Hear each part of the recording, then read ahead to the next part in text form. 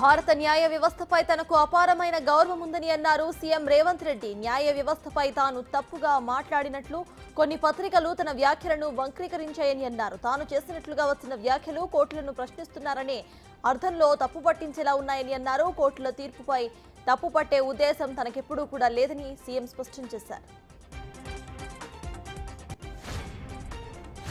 కృష్ణా జిల్లా గుడ్లవల్లేరులోని ఇంజనీరింగ్ కళాశాలలోని బాత్రూంలో secret cameras ఉన్నాయనే ఆరోపణలు ప్రకంపనలు సృష్టిస్తున్నాయి. దీనిపై విద్యార్థినులు, విద్యార్థి సంఘాలు, తల్లిదండ్రులు ఆందోళనకు దిగారు.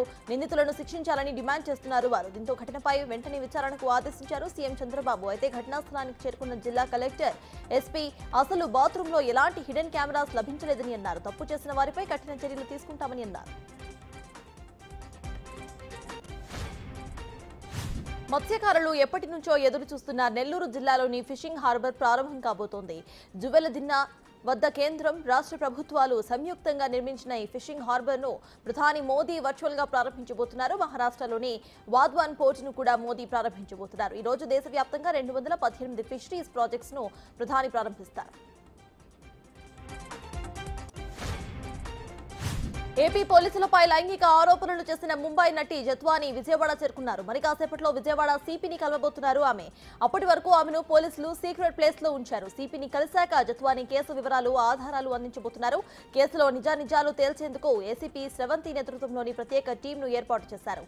విచారణ అధికారి శ్రవంతి నటి నుంచి వివరాలు తీసుకోబోతున్నారు. నటిపై నమోదైన ఫోర్జరీ కేసును సైతం పరిశీలించబోతున్నారు. కెమికల్ ఫ్యాక్టరీలో ప్రమాదాలు కార్మికులకు శాపంగా మారాయి. మొన్నటికి విశాఖ ఘటన మరవక ముందే తాజాగా నల్గొండ జిల్లాలో రియాక్టర్ లీకేజ్ ఘటన భయం పుట్టిస్తోంది. చిట్యాల సమీపంలోని శ్రీపతి ల్యాబ్ ప్రైవేట్ పరిశ్రమలోని ప్రొడక్షన్ బ్లాక్ నంబర్ 2లో రియాక్టర్ లీక్ అయింది. దీంతో ఒక్కసారిగా మంటలు చెలరేగాయి. పెద్ద ఎత్తున నల్లని పొగ చుట్టుపక్కల ప్రాంతాలకు పాకింది. కాగా ప్రమాద సమయంలో బ్లాకులో 3 కార్మికులు పనిచేస్తున్నారు. వారికి ఎటువంటి ప్రాణహాని జరగకపోవడంతో అందరూ ఊపిరి పీల్చుకున్నారు. విద్యాశాఖ మంత్రి నారా లోకేష్ బడిబాట పట్టారు. విశాఖ జిల్లా భీమిలి నియోజకవర్గంలోని ప్రభుత్వ జూనియర్ కాలేజీలు, స్కూల్స్ ను తనిఖీలు చేశారు. విద్యార్థులు టీచర్స్ తో మాట్లాడుతూ వాళ్ళ సమస్యలను అడిగి తెలుసుకుంటున్నారు. కాగా విద్యా విధానాలు సమూలమైన మార్పులు చేయడానికి నారా లోకేష్ పర్యటన చేస్తున్నారు. కోనోకార్పస్ మొక్కలతో చాలా ప్రమాదం అని డిప్యూటీ సీఎం పవన్ కళ్యాణ్ అన్నారు. అందుకే వాటి పెంపకాన్ని మానేయాలని కోరారు ఆయన. అవి భూగర్భ జలాలను అధికంగా పీల్చుతాయని చెప్పారు.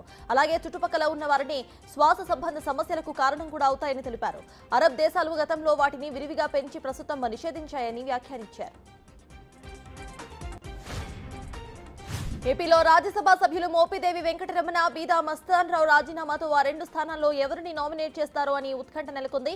అయితే అందులో బీదా మస్తాన్ రావు స్థానంలో మళ్లీ ఆయనకే కేటాయిస్తారని టాక్ వినిపిస్తోంది. ఇక మోపిదేవి స్థానంలో కనకమేడల రవీంద్రకు అవకాశం ఇవ్వాలని చంద్రబాబు అనుకుంటున్నట్లుగా సమాచారం. ఇక మరోవైపు మోపిదేవికి ఎమ్మెల్సీ పదవి ఇచ్చి మంత్రిని చేసే యోచనలో బాబు ఉన్నట్లు పార్టీ వర్గాలు చెబుతున్నాయి. గత ఏడాది అక్టోబర్ నుంచి జరుగుతున్న ఇజ్రాయెల్ హమాస్ యుద్ధానికి తాత్కాలిక బ్రేక్ పడింది. గాజాలో బాంబుల మోతకు 3 రోజుల పాటు విరామమిచ్చేందుకు 2 వర్గాలు కూడా అంగీకారానికి వచ్చాయి. 6,40,000 మంది చిన్నారులకు తొలి రౌండ్ వ్యాక్సినేషన్ చేసేందుకు ఈ నిర్ణయం తీసుకున్నాయని ప్రపంచ ఆరోగ్య సంస్థ సీనియర్ అధికారి వెల్లడించారు. కొద్ది రోజుల క్రితం టీకా తీసుకొని వచ్చినారితో పోలియో వైరస్ ను గుర్తించారు. అయితే పోలియో వ్యాక్సిన్స్ పంపిణీ నిమిత్తం మానవతా విరామానికి ఇరు వర్గాలు కూడా అంగీకరించాయి.